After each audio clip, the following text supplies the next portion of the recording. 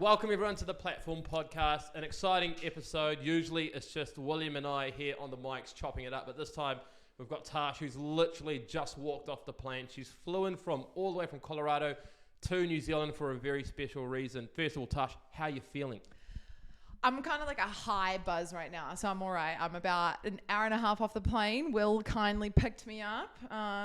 Had a couple of spare seats next to me, so actually got to keep my legs out, so my ankles are not too swollen. So considering the flight, it was not so bad. Shout out to our flights booking man, David from Travel Brokers. He's a great guy. He books my brother's flights and hooked up Tash, which is awesome. And Will, I know you get up early, mate, to play squash these days because you're kind of like a beginner squash player, right? You lose now and then to your girlfriend. But in terms of you this morning, you got up at like 3:45. How you feeling? Yeah, no, it was actually pretty good because obviously it's hot recruiting season, especially getting to the 2025s. So I actually got to, be live with a bunch of the coaches, which was good. It was early and I was sitting at the airport, had McDonald's, which was nice. What was your order? NYC bagel hunger buster. NYC bagel, go figure, eh? With an extra hash brown. Lovely. Good. But no, it was good. Got to sit there, fired out some emails. Yeah. Do you find that engagement first thing in the morning is way better than working at say 10:30? Yeah. Well, usually when we start work here in New Zealand, it's like the afternoon, right? And coaches have practice or they have, other commitments or they're home with their families. But if you hit them like in the, around that 10 a.m. to like, 2 p.m. It's like primo time. I was talking to a coach this morning and he was literally getting ready to go into a surgery and he was like replying straight away. I was, talking to this coach and he's like, I'm just going for surgery. And then he messaged me like an hour later, surgery went well. And I'm like, sweet, awesome. You want to sign some of our athletes? Yeah. Are you ready? Yeah, hopefully he will. It was cool getting up early and, I think we can do it a bit more. I think that's why Tash is such a secret weapon in our company because you're based in Colorado. Does that make life a bit easier for you? Totally. With the time, especially at the moment, sometimes it's like 18 hours different. Sometimes it's 16 or 22, depending on daylight saving and stuff. But since I'm in those time zones, I can hit the coaches at, say, 10 a.m. Colorado time or whatever. But that's 4 a.m. New Zealand time, which is rough for you guys, And so for me to be able to be engaging with the coaches at those hot moments when they're wanting to talk and when it's convenient to them is such a big thing. And that's what we talk about our athletes with is like, hey, number one, you've got to reply quickly. Number two, you've got to offer some times in the coaches' time zones, whether it's East Coast, Central, Mountain or Pacific, you've got to figure it out and offer it to them because there's no point offering 5 p.m. New Zealand time because that is at least 10 p.m. American time, maybe midnight. And so that timing is a key factor. I think that's quite cool that you run like a 24/7 business. It's around the clock. With our new team over in Florida as well. With ASM, it's been a game changer because like you're doing all of our swimming recruiting, ASM does pretty much every other sport and they're based in West Palm, Florida. And like last night, I left the office here at like 8:30. Usually I work from home in the afternoons, but last night I stayed a bit longer for some consults. And you stayed longer than me.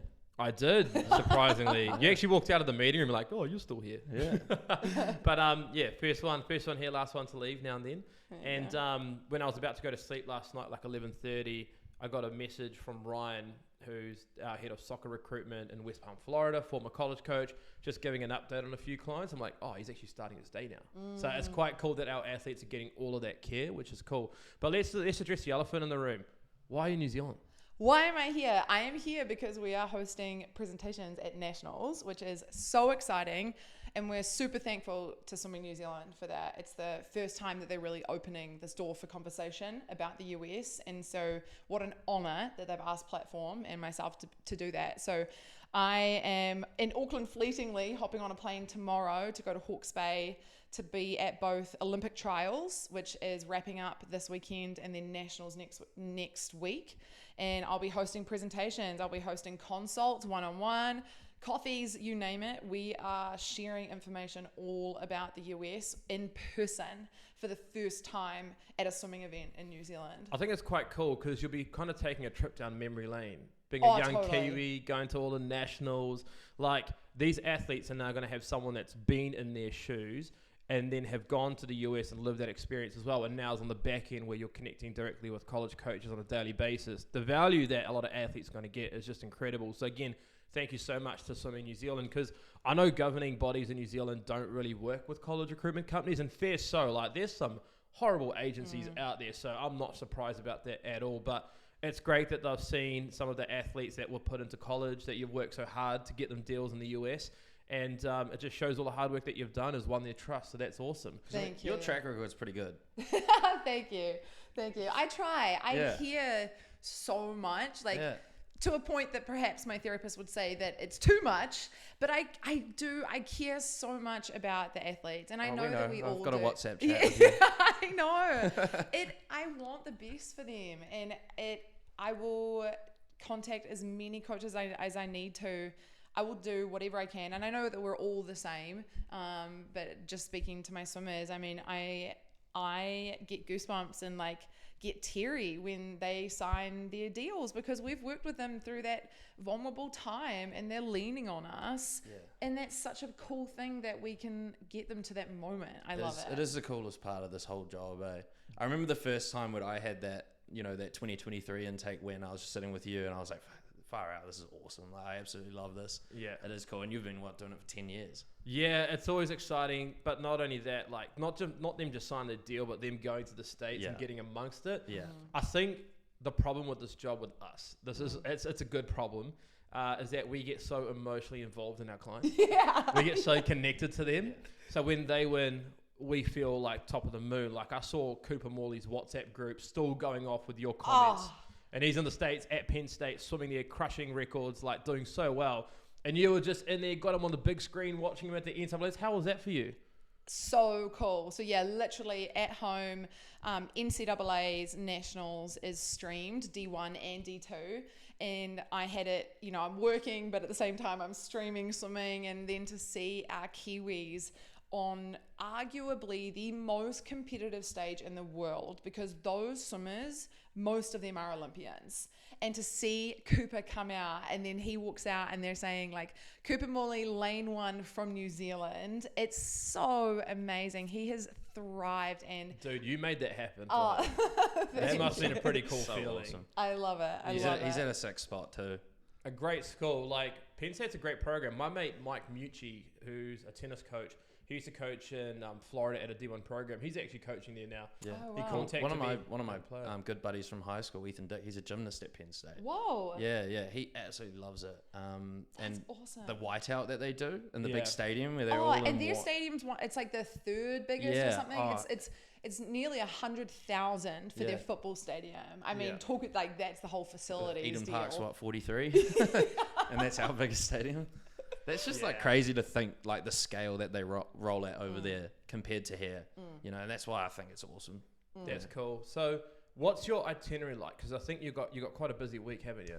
Yes. Yep. So tomorrow I'll be flying in, and then the first presentation is tomorrow at 3:45 p.m. at the Hawke's Bay Aquatic Centre. And then for the next 3 days, I'll be doing as many meetings as swimmers are willing to meet with me. And then I'll have another presentation for the swimmers at NAGS on Wednesday the 17th at 3:15. Also at the pool, so nice and accessible. But, between those presentations, I'm really open for swimmers to come up, ask me questions, sit down with me, book a time. Like, let's talk about it. We know the US isn't for everyone, but let's find out, right? Like, that's such a big part of it, is that information. What is it about? What does it look like? What do I need to I might be 14 years old, but hey, I might want to consider it. That's what I'm there for. Like, let's cover as much information as we can and share this opportunity out to our Kiwis. I think that's really important for a lot of people to know, is that we're not the agency to be pushy. Look, college isn't for everyone. My brother's a pro tennis player. He didn't go to college. It wasn't for him. Like, he didn't want to study. He didn't want to do any of that. But I think just like having that discussion, so you've got that door open as well as other doors open, is really important at such a young age for these kids, because that's the opportunity that I didn't have. And it worked out well because we built this incredible business that helps a lot of athletes get into safe environments in the US, but I still would have loved that opportunity, or just to have that discussion. And I think a lot of recruits are scared off because they think agents are really pushy and recruiters are pushy. And look, some are. Unfortunately, some are. They think of it as a real strong business and they go after it. But I think what's really important for a lot of people to know is Tasha's just a walking resource for a lot of athletes, a free resource to use. She's swam in New Zealand, you went to university in New Zealand, and you transferred to the US, you swam in the US, you've done it all. So I think like giving these kids great advice would be awesome. And even talking to them about, you know, what kind of coach they want to be with, what kind of location they want to be in, because it's so different, right? Oh, 100%. And I'm sure like any of us that have done the college system will know that no one college is alike. And so when I'm meeting with parents and their swimmers, the first thing I'm saying is, look, there is no black and white. There is no 1 + 1 = 2 in the college system. The recruiting changes. The scholarships are different at every school. The grade requirements are different. Everything's different. Even the resources available or the facilities. There are differences. But a big part of it that I always ask my swimmers is like, what are your priorities? I'm not saying I can promise it, but let me understand what you're looking for so that I can target my outreach for you. And that could be, I mean, heck, when I was going through, I was like, I would really like to be somewhere warm, you know, and was that a need? No, but it was a want. I wanted to be tanned. Yeah. For me, it was like proximity to like a major city. I wanted to be, because I love like NBA, NFL, you know, and that's what I tell all the athletes. Like, you can actually tell us this stuff and we'll try and provide it. Because I wanted to be able to go to an NFL game. I wanted to go to the tailgate, you know, I wanted to be able to experience that cultural part of the US. So you wanted it, even that experience outside of college, what else was around, like college adjacent almost. Yes, because I saw it as, you know, I'm not only going to college, I'm actually going to the USA from New Zealand. I'm going to get that overseas experience while I'm there. You know, now all my buddies are, you know, thinking of doing the OE. I mean, you know, Stefan as well is looking at going over. So, you know, I don't have that travel bug because I've already been there. I've lived there. I've done it. Yeah. So, yeah, I think it's, you get to tie in all those aspects. It's awesome. Nice. And did this big city help was that beneficial for flights too? Like, did that come into it or not? Yeah, for sure. I mean, I was in Philadelphia, so, you know, it's flying to New York and then catch the train down. It was pretty handy in that sense. I think you're talking absolute nonsense here, mate, because I know one thing about you. You love snacking. I do love snacking. You love eating. Yeah. And I can pretty much put all my money on it. You chose your college in the US because of the Philly cheesesteaks. Oh my God, D'Alessandro's. Shout out D'Alessandro's. Oh man, those are some. Yeah, there was a lot of those consumed. Would you say that? I mean, there's a lot of people listening to this that probably don't know what a Philly cheesesteak is. Can you walk us through it? So you just got like it's kind of like a baguette, or like every place, just like college, every Philly cheesesteak shop is different. They've all got different recipes. Like some throw onions in, some don't. It's just a chopped up steak with like gravy and cheese folded into a sandwich. Oh, and it's just heaven. Okay, we're gonna go on some tangents in this chat, all right? Because like you've got us three here now, so we're gonna go talking about food. Are you hungry now? Yeah. I mean, how important was it for both you guys as former college athletes to watch your diet and to like, obviously, like there's a lot of on the line here. Coaches are giving you a ton of money to go and compete, get the best out of you as they can, athletic wise. How important was diet, and how did you like try and manage eating? Obviously, you want to eat this nice food that they've got there, but how did you manage that? I'll jump in, then I'll hand it over to you. For me, I think I want to preface first that every athletic body looks different, and I just think it's really important to acknowledge that like skinny doesn't mean fit. Like being the leanest doesn't mean you're the fastest. So I just want to preface with that because there is a big issue out there. I can only speak really to swimming, but you're pretty naked in swimming. You've not got much on, and there is a lot of pressure out there for body image stuff. So I want to preface with that. And I saw teammates that had eating challenges and disorders, but the cool thing about colleges is that there's support. And so they had nutritionists there to support them. They had psychologists and counselors there to support them. For me, I was fortunate that I had quite a lot of knowledge about what is healthy food and what is like an appropriate amount of binging and having snacks and all this yummy stuff versus like what is going to fuel my body. So I was actually pretty lucky. I was very lean, like my body fat percentage, yes, we tracked it. That is, not everyone agrees with that approach anymore, but I was always pretty fit. But there's an athletic dining hall that has at Auburn, it had every type of food. Like, I could go in and eat the healthy stuff. Yes, it was a lot of calories. We had to eat, you know, burn a lot, 4,000 plus Yeah. calories a day because of how much we were burning. But it was healthy foods that I was putting in. You could easily have chosen the unhealthy food. So it's making those conscious decisions, I think, but having a strong enough understanding of what your body needs. And if you don't have that understanding, going to the people that do have that understanding and can support you through it, because colleges have those resources. What about you, Will? Were you like that? My answer is going to be a bit different. I honestly, because my position that I was playing, I had to be like as big as I could be. Oh, So- you're like the football boys that got told off if they didn't eat Yeah, three I plates of food. Yeah, I still had to be quick, right? I still had to be fast and kind of, you know, jumpy off the spot. But for me, it was about being able to overpower and kind of how I played my position. So I was just eating everything. I was loading up big time. But I was also gymming twice a day, every day, twice a day. And I also had practice on top of that. So, you know, for me, I was, like you said, like I'm burning a lot. So, you know, I was the best shape I've ever been in. And I was eating a lot. I was just, you know, I had, you know, 3 cheeseburgers in one dinner, like with a full plate of chips. Like, it probably you'd call it a dirty bulk. But I started towards the season. When the season kicked off, I started leaning up a bit and I started, you know, eating a bit more healthy. But during the fall, where that's our fall ball season, it was just about trying to get as big and strong as possible.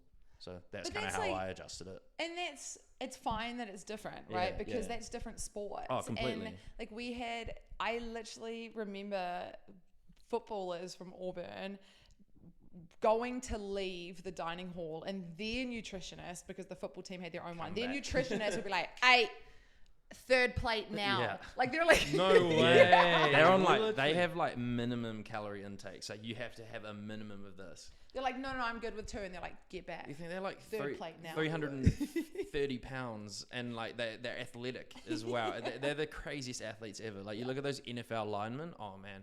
Like some of and you watch them do like Pilates. Have you seen, I think it was the Buccaneers, on their TikTok, I saw it, that it was like their offensive line doing Pilates and they're like doing the splits, but they're like 350 pounds. I have not seen that. I would like to see that. Yeah, I'll see if I can find it. Insane. Like the flexibility that they've got, the amount of power that they can generate while still kind of being like this big truck of a human. It's crazy. Yeah, well, I can definitely see, like, you know, What about you, Amrit? We missed out on you. Yes. I think you would have. Yes. I just saw it. Yeah. How do you track your weight? Obviously, you're kind of a little fit bunny at the moment. How are you going? Well, you see, my brother makes fun of me now and then. So nah, just kidding.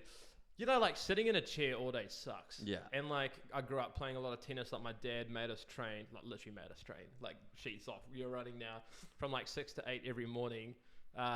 Still didn't help my tennis career, but we played tennis every single day, and it was a way of like a stress relief. It was like keeping fit, and then I feel like when I'm not being active or if I eat really bad, my mood just goes down. Motivation as well. Yeah. And I think like, I mean, me and you've got a bit of a comp going, don't we, at the moment? A Who little. can do the fastest 1K erg? Yeah. Oh. Amrit's currently in the lead, and you know Are you surprised though? Come on, man, look at me. not Okay, really. well, I need haven't the done data another because one. I'm not gonna lie, I'm a very strong rower. Oh no, we Well, don't should want to we get get you involved in this, all right? Well, Tasha's a fitness freak, so we're completely screwed. I had a layover in LA and I Ubered to the gym. I saw that, and I was like, oh my, were you part of like a fitness chain? Is that how you got into the gym, or you just walked into one? No, I just paid for a day pass, just like a cheap little day You pass. would not catch me doing that. Nah. I've been trying to sneak my way into an air lounge and sitting there having too many coffees. We don't want to get you included in this competition. Okay, well, when you do your 2K, Just for our fair enough, personal yeah. kind of. the egos. We should, we should run a platform comp, but we can't include our rowers. Nah. Because our rowers at Rio Kearns or Maddie Cockburn, they'll just absolutely destroy our time. They'll smoke our 2K. Yeah, but I mean, it's been really challenging, I guess, even in the workspace, like focusing on nutrition. Like me and my girlfriend this week were like, okay, let's just try and eat clean this whole week. Like, no fizzy, everything. Don't make a comment, Will. I know what you're gonna say. You're gonna stitch me. I may have had a slip up the other night, okay? But we try our best to eat clean.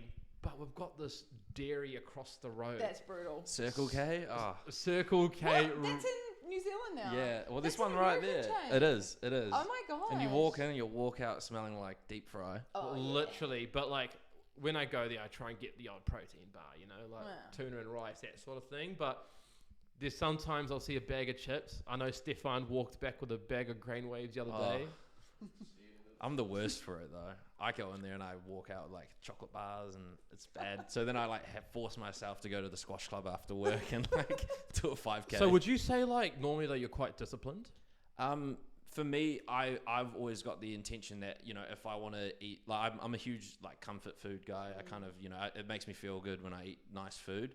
And now, you know, obviously my girlfriend, she's a great chef and she cooks me really good meals, but I just like have to get into the squash club. I have to, because I love it there. Squash is great exercise, and they've got a gym there, so I'm like on the rowers at the moment. It's good. Like, I feel like you have to earn it. I don't know if that's the right way to go about it. Can you just clip up what Will just said and drop it on Instagram, because you're staying at home and I'm going to send it to your mum. Because you just commented on your girlfriend's cooking, but not your mother's. How dare you? Mum knows she's not the best cook. Oh my God. But bro, do you want to live a long life? Didn't I see a podcast where you said she's doing your washing? Yeah. You gotta watch out. But you gotta realize my mother, she's got 4 big boys. Like our food, like growing up, was very like kind of militarized cafeteria style food. Like get in, get your food, and get out. You know, fight over the seconds. It was really structural, and you know, oldest first, and it was just like kind of. Yeah, so we never had kind of gourmet meals growing up, but now I'm starting to get them and I love it. Nice. Well, all the athletes listening to this, enjoy your mum and dad's cooking, because you're not going to have it for too much longer if you are going to the US. But I think that's really cool, getting back to the point that, because we always go on tangents in here, but getting back to the point, nutrition in college, like you're going to have things thrown at you, like places on campus like Panda Express, Chipotle, stuff like that. You'll get that, and some of your meal vouchers that you get as part of your scholarship can pay for that. But I guess it is important to... Don't obviously worry about body image or anything like that, but worrying about what fuels you to get the best performance out of you, right? Totally. Yeah. That's important. And so in terms of like the way the landscape has changed in America, the old traditional ways of emailing coaches kind of gone out the window, hasn't it? It's gone. Yeah. It's gone. You were saying something over breakfast this morning that was really interesting. Do you want to share that? Yeah, for sure. So some of you may know that I have my swimming Natasha profile on Instagram. You can plug it. swimming_Natasha. And I've really worked hard on building my network on there with both swimmers and coaches across all divisions and tiers. And recently, some of the athletes that I've been working with, I've just thought, you know what?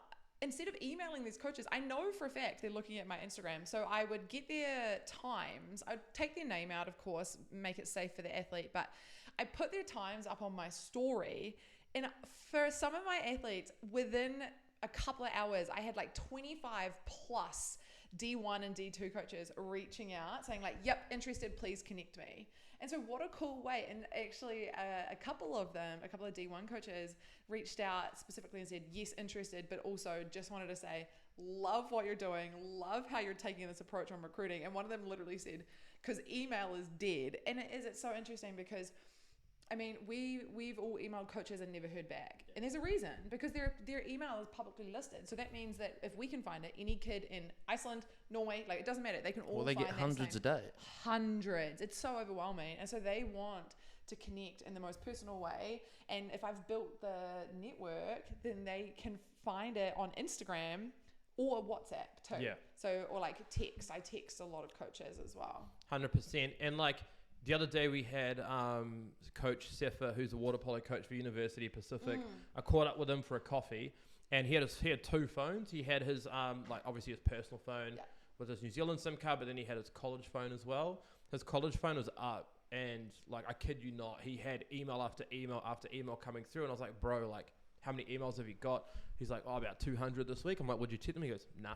I got my group of people that I go to, but he goes, I just don't have the time to sort through it. But I'm like, but how do you contact athletes? And he goes, sometimes, like, obviously, according to the NCAA rules, making sure I can communicate with them on Instagram, on Facebook Messenger, on WhatsApp. Like, it's become such a text-based thing now. Like, we've moved into that sort of era.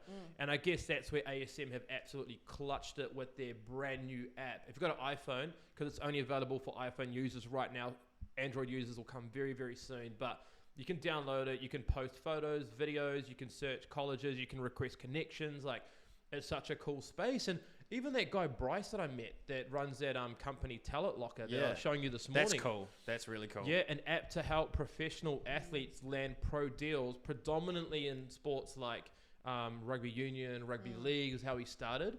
And it's just like changed the whole landscape. It's just really incredible. I think Will said it pretty well at breakfast as well. He said recruiting these days is kind of like Tinder for athletes, and it kind of is, because coaches can be picky. Just like if you're trying to find someone out there on Tinder, like you're going to be picky.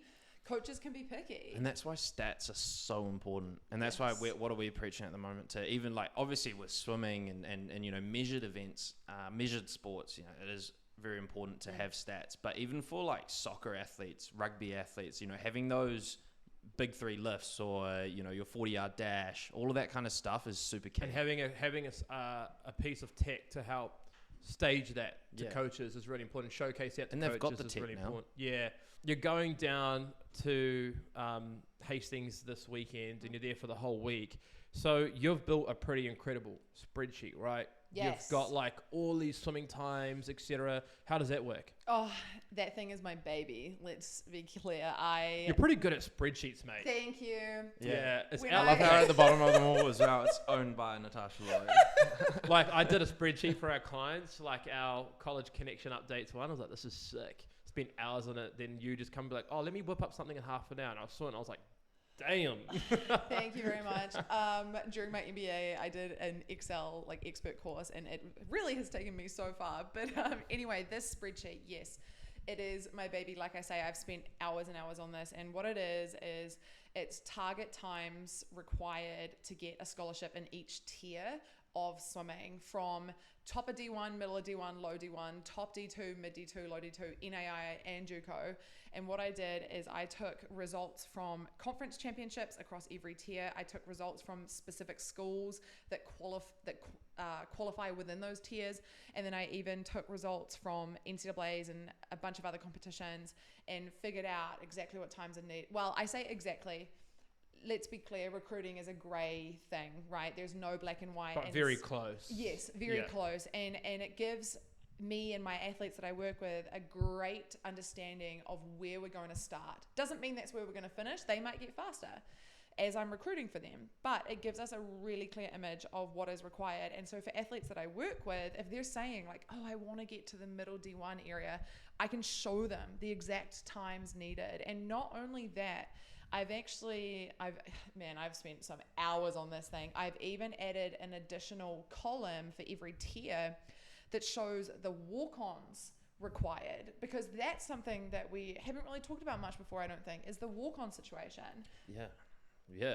Define a walk-on, Will. A walk-on, basically, it's someone that doesn't meet the scholarship requirements and still is a part of the team, and they have the opportunity to earn scholarship. Right? And the coaches value in that athlete coming on because they think they're going to be a development athlete, right? Yeah. They'll get scholarship at some point in time, just not now. Just not straight out of high school, and you've got the opportunity to go there and just train your butt off and earn it. And I think that's, it's a great pathway. And another reason for a walk-on is maybe the coach doesn't have any more money left because they've exhausted their budget, or I know we're still in the last year for that COVID year right now, so maybe they get their senior back to have another extra year. And they don't have any money left, but they see this athlete, they're like, we want that person so bad, but they got no money for it. But they get them as a walk-on, maybe just only merit-based scholarships, academic scholarships, and then year 2, 3, 4, chuck them on a full. Totally. Well, and that's the important thing to acknowledge as well is, yes, the financial burden is larger if you're a walk-on, right? Because you're not getting that athletic aid in that first year, but they can write in writing something about how much it's going to increase in the later years. So then you can look at it like, okay, maybe the first year is a lot more money, but over the 4 years, if they're going to shoot you up in year 2, 3, 4, maybe across the 4 years, it's actually less than you were ready and willing to pay for across that experience. And so, it's, I think walk-on is obviously family dependent, goal dependent, financial dependent. There's so much of recruiting comes down to different aspects. But with my tool that I built, I'm really pleased with it because it gives athletes such a clear understanding of where they're at and where they can be. I see those emotional videos on Instagram Reels sometimes, and it's like a college athlete American football athlete predominantly, and after a training, and the coach goes, "I've got an announcement to make. Yeah, you're now on scholarship. You're now on scholarship," and everyone goes crazy. And I'm like, that's like at a big name school. They've probably paid, a lot of money in their first year, but if you spread that over 4, you're still paying a lot It's an less. investment in yourself, right? Yeah. 100% is. If you know you can do it, go do it. Here's an interesting one. I spoke to a family recently, and they said to me, we don't want our child to be on a purely academic scholarship. We want them to be on a sports scholarship. And when I asked the reasons why, they said, we feel like if they're on a sports scholarship, there's less pressure on them academically to maintain a certain average, to keep that academic scholarship. And I said, well, I don't think that's how that works. There's always going to be pressure, right? What would you guys comment on that? Well, we'll start with you. You're shaking your head before. Yeah, academics are so important, and we'll keep preaching that till we stop doing this. You can't just get by on your sport, because especially at that Division 1 level, if you don't hit those requirements, you're not competing. And every college has a different team GPA it's that up you to must the meet, coach. right? It's up to the coach at the end. Obviously, you've got the NCAA requirement to be eligible to compete, but a lot of coaches will have their own standard. Like, what was yours at Auburn? I don't remember the GPA that they would sort of like kick us out to the academic counselor, but it was pretty competitive. I think it was like a 2.9 and the coaches stepped in, which is really, comparing that to NCEA, it's merits and achieve. So you're not even failing, and the coaches are stepping in and saying, hey, we're going to back off your training until you show us that you can get these grades back up. Do you know what I heard recently from a college coach? I've never heard it before in 9 years. If a student in their sports team doesn't pass school or just stops studying and doesn't finish, they get punished with their scholarship budget for the following year. They can lose half a scholarship.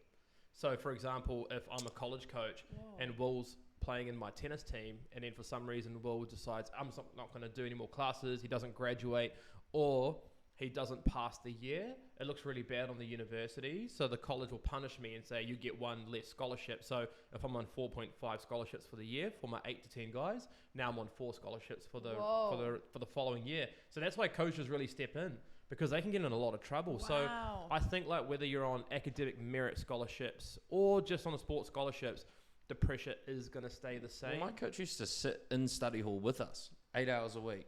He'd come and sit with us and make sure, this is a men's lacrosse team, it's a bit different to, I don't know, Auburn swimming, but he sat there and made sure that, and asked us if we needed any help. He was like, because it's so important that you do maintain that standard, because it looks great for the school. Yeah. And it looks great for the team. Like, America's a lot about image. Oh, well, image, but as a team, not the individual, and that's why it matters. Like, if the coach can go to the end of year kind of gala and be like, lacrosse team had a 3.6 GPA, like ha ha ha, they love that. So they're going to do what they can to get that. You see it all the time, like all American academic team in swimming, and swimmers are pretty renowned for having quite good grades in college, and so you'll constantly see teams with like men's team GPA 3.4 or a cumulative team GPA 3.5 or something, and so there is that sort of subtle pressure.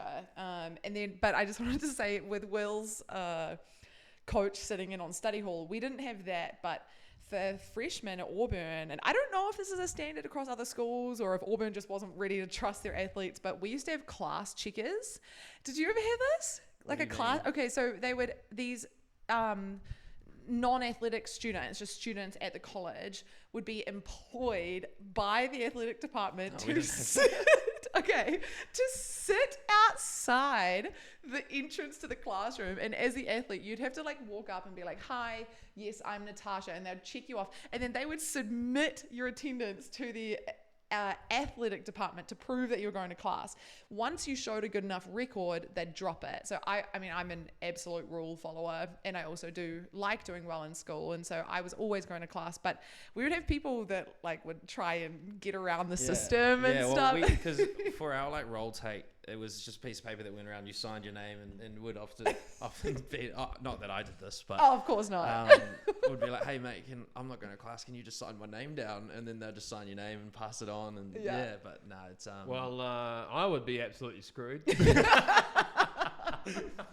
But yeah, but again, it's so important to have those grades because at the end of the day, you're a student athlete, and we always say that. Yeah. Student first, athlete second. Yeah. Well, they posted on their Instagram page, they're like, our team's GPA at the end of the fall semester is blah, blah, blah. And like they pride yourself on it. You don't want to be that person that's like quite low level, but you know, I guess that's the reason why coaches, the first question they ask us when they're looking at athletes, what's their GPA? Same. Will's been banging his head against the wall regarding GPAs for the last week, haven't you? Yeah, NCAA makes it really easy. Yeah. How's your stress levels, bro? Oh, I mean, they're all good. How are yours? So I feel like you kind of, you know, you lost the plot there a little bit. You know, you're doing all sorts of things. You've been playing, squash. Yeah, honestly, I feel bad for anyone that plays squash against me. I broke my racket. Oh my god. Yeah, smacked it I against the wall. forgot to bring mine again for you, mate. Yeah, I'll thanks. get that sorted. Yeah. I'll get that sorted for you. That was what, 4 days in a row now. Yeah, I'm sorry. That's That's fine all for good. me. That's all fine good. for me. But yeah, but look, I mean, there's obviously this podcast has been a bit of a tangent. It's great. I love it. It's a great listen. But I think what's really important is Tasha's an incredible resource for all the swimmers that are going to be. And Stefan, let's drop this out today so people can hear this and captivate on this amazing opportunity, or capitalize, I should say. But if you see Tash, just go see her, because with the spreadsheet that you've got, you can literally walk up to her, tell them your times as a swimmer. She can tell you what kind of scholarship you're most likely going to get without paying a cent. It's completely free. Utilize this opportunity the best you can. Don't feel nervous. Don't be scared.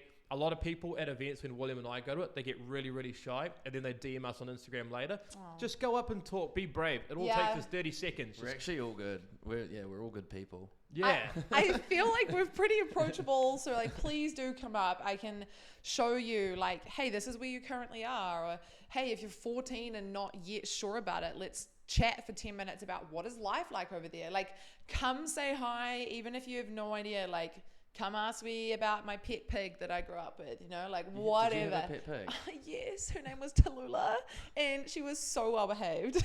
She was like a dog. All right. I had a goldfish that died. I was pretty sad. That's not quite Don't think I same, remembered it. But anyway, we'll cut it there. Stefan's probably wanting us to get off this. Thank you so much for listening. It's awesome to have Tash here.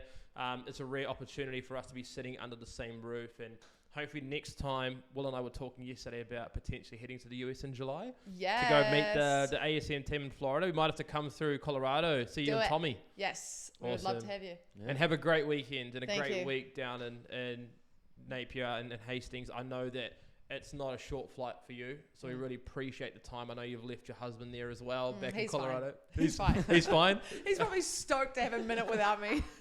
Gets the PlayStation out of the wardrobe. Yeah, exactly. Anyway, thanks for listening. We'll see you next time on the Platform Podcast. See ya. Bye.